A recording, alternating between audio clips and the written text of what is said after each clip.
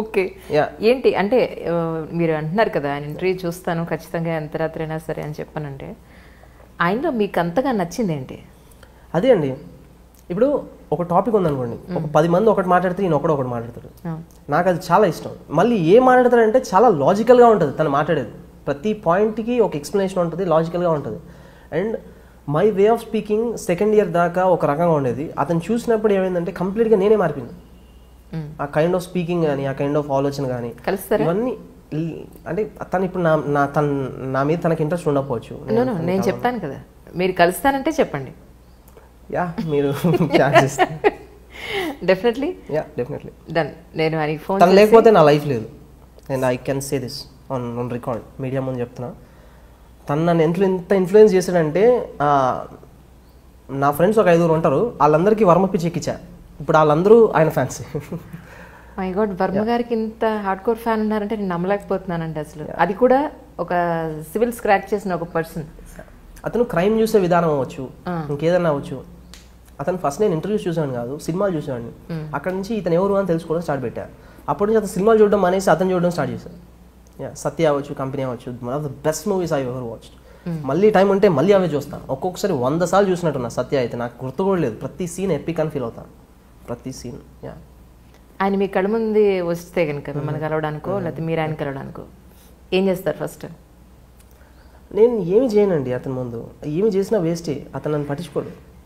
అలా అంటే ఎలాగా? Now you have your own designation కదా. Yes, definitely. అంటే నేను ఏదైనా గ్రేట్ అచీవ్ చేసినప్పుడు, లేదంటే ఏదైనా డౌట్స్ అడగడానికి, క్రిమినల్స్ మైండ్ సెట్ స్టడీ చేయడం కానీ, ఇంకా దేనికని సైకాలజీ స్టడీ చేయడం కానీ, అప్పుడు అతను వెళ్ళి కలిస్తే బాగుంటుందని నా ఫీలింగ్. కానీ ఏమి పని లేకుండా వెళ్ళి అతను కలిస్తే జస్ట్ హాయ్ చెప్తాడు, వెళ్ళిపోతాడు. సో నాకు అది ఇష్టం లేదు. ఆయన నన్ను ఇగ్నోర్ చేయడం నేను భరించలేను. అది వండర్ఫుల్. లేదు, ఇప్పుడు మిమ్మల్ని ఇగ్నోర్ చేసే ఛాన్స్ ఎక్కడ? ఇప్పుడు మీరు డెఫినెట్లీ సివిల్ సర్వెంట్గా ఉన్నారు. ఇంకొకటి నేను అడగాలి, అంటే ఈ 624 ర్యాంక్ మీకు ఏదో సాటిస్ఫాక్షన్ ఇవ్వలేదని, సో దాని గురించి మీరు చాలా అసంతృప్తితో ఉన్నారని మీ మాటలో నాకు అర్థమైంది. సో దాని గురించి ఏం చెప్తారు? అంటే నేను ప్రిపరేషన్ స్టార్ట్ చేసినప్పుడు ఒకటే అనుకున్నానండి, ఏమనంటే నాకు వస్తే మొదటి ర్యాంకే రావాలి, అది తప్ప నాకు వేరే ర్యాంక్ వద్దు అని. ఎగ్జామ్ రాసే ముందు వరకు నాకు అదే ఆలోచన ఉండింది, వస్తే మొదటి ర్యాంకే కొట్టాలి, ఇంకా వేరేది ఏమవుతుంది. ఎందుకంటే నేను always I wanted to be on top. నేను ఎంత ప్రిపేర్ చేయను, ఏమేమి బుక్స్ చదివానో నాకే తెలుస్తుంది. 10th క్లాస్ వరకు యావరేజ్ స్టూడెంట్, వెరీ యావరేజ్. తర్వాత టాప్ లోనే ఉండాలి.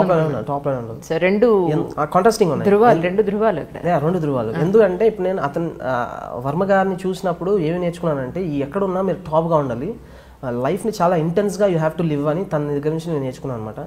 సో ఈ సివిల్ సర్వీస్ సిలబస్ కూడా నాకు తెలిసి చాలా దగ్గరగా ఉంది. హిస్టరీ కానీ, పాలిటీ కానీ, ఇండియా గురించి నేర్చుకోవడం అనేది నాకు చాలా బాగా అనిపించేది. సో ఇది నాకు వెల్ వర్స్ సబ్జెక్ట్ కాబట్టి నేను ఏమనుకున్నానంటే, దీంట్లో మనం ఎట్లాగో టాప్గా ఉండాలి. ఇప్పుడు మీరు ఎగ్జాంపుల్ ఏమని తీసుకోండి, ఇప్పుడు ఒక కొత్త అతను టాలీవుడ్లోకి వచ్చాడు ఇండస్ట్రీకి. అతను ఏమనుకుంటాడు, సినిమా తీసేటప్పుడు యావరేజ్ సినిమా తీద్దామని అయితే రాడు కదా, హిట్ సినిమా తీద్దామని వస్తాడు, సూపర్ హిట్ సినిమా తీద్దాం. అలా నేను కూడా దీంట్లోకి ఎందుకు వచ్చానంటే ఫస్ట్ ర్యాంక్ కావాలని వచ్చాను. ఇప్పుడు ఏదైనా పని చేసినప్పుడు we want to be on the top. So నేను కూడా I wanted always first rank. But something went wrong, ఏమైందో తెలియదు. ఇప్పుడు నేను ఒకసారి ఇన్ ద హైండ్ సైడ్ ఒకసారి రీకాల్ చేసుకుంటే కొన్ని బ్లండర్స్ చేశాను నాకు తెలుసు మెయిన్స్లో. And hopefully next time repeat చేయకుండా ఉంటానని నా ఫీలింగ్. ఇంకోసారి రాస్తారైతే రాద్దాం అనుకుంటున్నా. ఇప్పుడు నాకు హోప్ఫుల్లీ ఐపీఎస్ వచ్చే ఛాన్స్ చాలా ఎక్కువ ఉంది. అండ్ నాకు ప్రిఫర్ చేసిన క్యాడర్ కూడా వస్తుంది. సో రాయడంలో అసలు అర్థమే లేదు. బట్ బెటర్ ర్యాంక్ నాకు కావాలి. I want to launch my self in to the society with a better rank. That's your mental satisfaction. And I'm not for 624. 624 is not for me అన్న feeling. ఇది ఇంకెవరిదో. Akshay IPS interview అప్పుడే నేను మీతో ఒక మంచి conversation నాకు అది గుర్తుంది. తను నాది చూస్తుంటే మీరు పగలబడి నవ్వారు, ఏంటి ఆడి గురించి అంత ఇంపార్టెన్స్ ఇవ్వాల్సిన అవసరం ఏంటి అన్నట్టు. ఎస్, అయితే నేను చూశాను. అది మీరు చూసింటారు, బట్ నా నవ్వులో మాత్రం అర్థం అది కాదు. నేను మీకు తర్వాత కూడా మెసేజ్ చేశాను నిజంగానే, రియలీ. ఎందుకంటే అంటే ఒక ఐపీఎస్ ఆఫీసర్ ఒక సినిమా డైరెక్టర్ని చూసి ఒక అంత ఇంపాక్ట్ ఉందా అనేది నాకు ఆశ్చర్యంతో కూడుకున్న. First of all I don't think it is about my film అండి. తను I think he was probably influenced by రామోయిజం. I don't think it's about my films. నా ఇంటర్వ్యూస్ లేకపోతే రామోయిజం ఆస్పెక్ట్ అనేది తను కొంచెం ఎఫెక్ట్ చేసింది. కానీ నేను ఫిల్మ్ డైరెక్టర్ అనేది ఐ థింక్ ఇన్సిడెంట్ లేదు దాంట్లో. ఎందుకంటే నాకు ఆయన చెప్పింది ఏంటంటే ఇంటర్వ్యూలో, రీసెంట్ కూడా నేను ఈ కరోనా సిచ్యువేషన్స్ ఆయన ఉన్న జిల్లాలో ఎలా ఉంది ఏంటి అనేది ఫోన్ చేస్తే మీ యాక్సెంట్ దిగిపోయారు ఆయన. యా అండం కానీ the way speak to the people అసలు యాస్టీస్గా మీ రెప్లికానా అన్నట్టుగా తయారైపోయారు. నేను అనుకున్నా, నేను అడిగాను మీరు అన్ని ఎలా అంటే నేను ఒక వైరస్ తను ఇన్ఫెక్ట్ చేసినట్టు అనిపిస్తాను. ఇన్ఫ్లుయెన్స్ మీ ఇన్ఫ్లుయెన్స్ అతని మీద అంత ఉంది. నాకు ఇంటర్వ్యూకి వెళ్ళే ముందు మెయిన్స్ ఇంటర్వ్యూకి వెళ్ళడం అంటే, మెయిన్స్ అయిపోయి ఇంటర్వ్యూకి వెళ్ళడం అంటే it's not a small thing actually. చాలా గొప్ప ఐపీఎస్ ఐఏఎస్ అంటే మనం చాలా ఒక జిల్లా వాళ్ళ చేతిలో ఉంటుంది, జిల్లా ప్రజల జీవితాలు వాళ్ళ చేతిలో ఉంటాయి. అలాంటిది అలాంటి పర్సన్ దానికి ప్రిపేర్ అయ్యే ఒక పర్సన్ మీ సినిమా చూడందే మెయిన్స్ రాయలేదు, మీ సినిమా చూడండి ఇంటర్వ్యూకి వెళ్ళలేదు, మిడ్ నైట్ అయినా సరే 1:30 కైనా మీది ఒక మూవీ చూసి మీది ఒక ఇంటర్వ్యూ చూస్తే కానీ ఆయన అటెండ్ కాలేదు. సో అది నాకు చాలా ఆశ్చర్యం అనిపించింది. ఆ పాయింట్లో ఒక సర్ప్రైజింగ్గా నవ్వేనే తప్ప భలేవారే మీరు. కానీ ఇన్ రీసెంట్ టైమ్స్ అండి నేను I been just getting very intrigued. నేనంటే మోస్ట్ ఆఫ్ ద టైం నేను జనరల్ పీపుల్ని కలిసేది ఎయిర్పోర్ట్స్లో, లేకపోతే ఏదో ఫంక్షన్కి వెళ్ళటం అలాంటి చోట. అంటే నా రెగ్యులర్గా నాతో కలిసి పనిచేసే వాళ్ళు కాకుండా బయట వాళ్ళని కలవడం అంటే ఒకటి ఎయిర్పోర్ట్స్లోనూ లేకపోతే అక్కడ జరుగుతుంది. The number of people who come and tell me about మీ రామ్యూజియం చూసామండి, మీరు ఇంటర్వ్యూ అది చూసాం ఇది చూసాం అంటే they are getting influence all age groups. అది యంగ్ టీనేజర్స్ ప్రాబ్లీ నా సినిమా ఇప్పుడు చూసుంటారు వాళ్ళు, బట్ ఏదో రెస్టారెంట్కి వెళ్తే all these teenagers will come and take autographs for రామ్యూజియం. క్రెడిట్ గోస్ టు స్వప్న లేకపోతే మీరేనా? స్వప్న తీసింది బయటికి whatever you know. Also one more thing is నాకు మధ్యన ఒక సమ్ చాలా సీనియర్ పోలీస్ ఆఫీసరు ఎక్కడో ఒక ఈవెంట్లో కలిసి ఎవరో పరిచయం చేస్తే ఐ హేట్ యూ అన్నారు. ఎందుకంటే మా ఇంట్లో మా వైఫ్ షీఈ్ అడిక్టెడ్ టు రామ్యూజియం. మీ నా ఇష్టం పుస్తకం ఉంటుంది, లివింగ్ రూమ్లో ఉంటుంది, అక్కడ కిచెన్లో ఉంటుంది, డైనింగ్ టేబుల్ ఉంటే డైనింగ్ టేబుల్ దగ్గర ఉంటుంది, బెడ్రూమ్లో ఉంటుంది. అంటే మేము మా ఇంట్లో మిగతా ఫ్యామిలీ మెంబర్స్తో పాటు మీ ఫేస్ కూడా ఉంది. ఏం మాట్లాడినా మీరు ఆర్జీవి ఏమన్నారంటే మీకు మిమ్మల్ని కోట్ చేస్తూ ఉంటారు. అందుకని మా ఫ్యామిలీ మొత్తానికి చిరాకు వచ్చేసింది మీ మీద. మా ఆవిడకి మీ మీద ఉన్న ఇష్టం మొదలని చెప్పారు. ఓకే, ఏంటి అంటే మీరు అంటున్నారు కదా ఆయన ఇంటర్వ్యూ చూస్తాను ఖచ్చితంగా ఎంత రాత్రి అయినా సరే అని చెప్పానంటే ఆయనలో మీకు అంతగా నచ్చింది ఏంటి?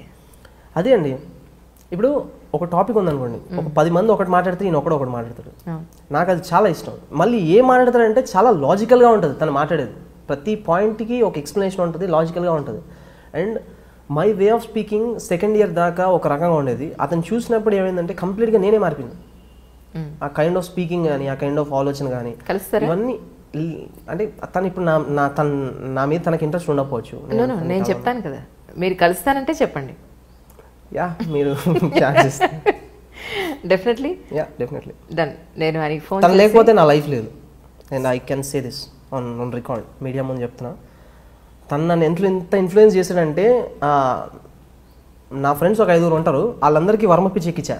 ఇప్పుడు వాళ్ళందరూ ఆయన ఫ్యాన్స్. మై గాడ్, వర్మ గారికి ఇంత హార్డ్ కోర్ ఫ్యాన్ ఉన్నారంటే నేను నమ్మలేకపోతున్నానండి అసలు. అది కూడా ఒక సివిల్ స్క్రాచ్ చేసిన ఒక పర్సన్. అతను క్రైమ్ చూసే విధానం అవ్వచ్చు, ఇంకేదన్నా అవ్వచ్చు. అతను ఫస్ట్ నేను ఇంటర్వ్యూస్ చూసాను కాదు, సినిమాలు చూసాను. అక్కడ నుంచి ఇతను ఎవరు అని తెలుసుకోవడం స్టార్ట్ పెట్టా.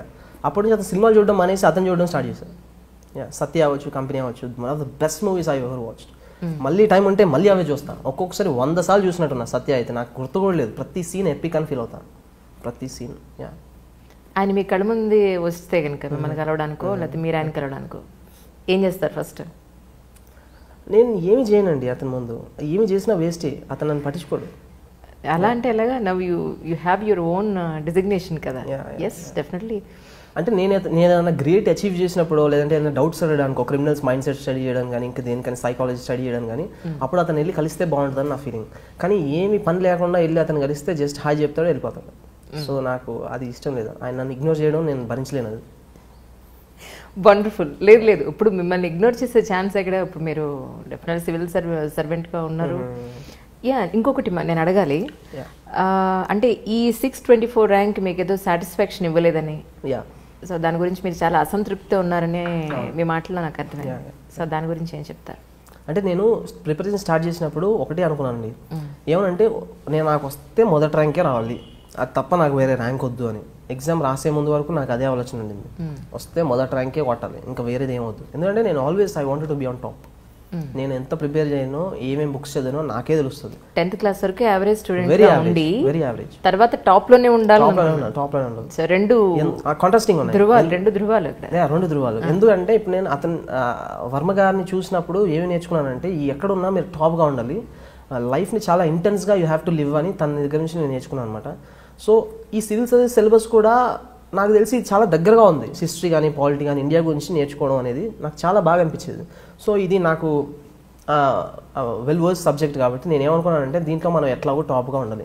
ఇప్పుడు మీరు ఎగ్జాంపుల్ ఏమైనా తీసుకోండి, ఇప్పుడు ఒక కొత్త అతను టాలీవుడ్లోకి వచ్చాడు ఇండస్ట్రీకి. అతను ఏమనుకుంటాడు, సినిమా తీసేటప్పుడు యావరేజ్ సినిమా తీద్దామని అయితే రాడు కదా, హిట్ సినిమా తీద్దామని వస్తాడు, సూపర్ హిట్ సినిమా తీద్దాం. అలా నేను కూడా దీంట్లోకి ఎందుకు వచ్చానంటే, ఫస్ట్ ర్యాంక్ కావాలని వచ్చాను. ఇప్పుడు ఏదైనా పని చేసినప్పుడు we want to be on the top. So నేను కూడా I wanted always first rank.